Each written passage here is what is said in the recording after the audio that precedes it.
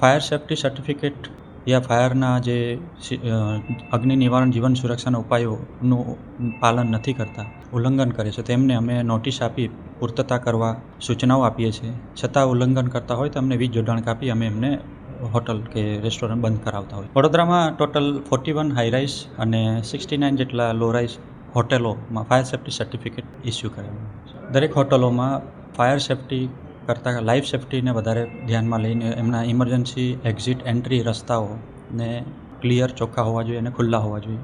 સ્થળાંતર કરવા માટેના રૂટ વ્યવસ્થિત જે એસેમ્બલી પોઈન્ટ સુધી પહોંચી શકતા એવા હોવા જોઈએ. ફિક્સ ફાયર પ્રોટેક્શન સિસ્ટમ જે છે કાર્યરત અને ઓટો મોડ પર ચાલુ અવસ્થામાં હોવી જોઈએ. અને જેટલા પણ ફાયરના ઇક્વિપમેન્ટ સાધનો છે એમને દર મહિને ટેસ્ટિંગ વગેરે એનું ચેકિંગ હોટલ દ્વારા કરવું જોઈએ.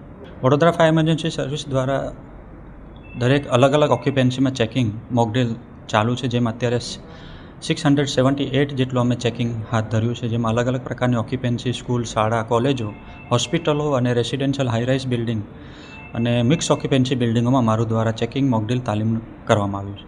ટોટલ અમે અત્યારે જાન્યુઆરીથી મે સુધી 678 જેટલી જગ્યા પર સ્થળ તપાસ તાલીમ મોકડ્રીલ કરાવ્યું છે. હોટલોમાં દર 6 મહિને ફાયર સેફ્ટી ઓફિસર જે ગુજરાત સરકાર દ્વારા નિમણૂક થયા છે એમના દ્વારા પણ ટ્રેનિંગ મોકડ્રીલ તાલીમ આપવાનો નિયમ છે.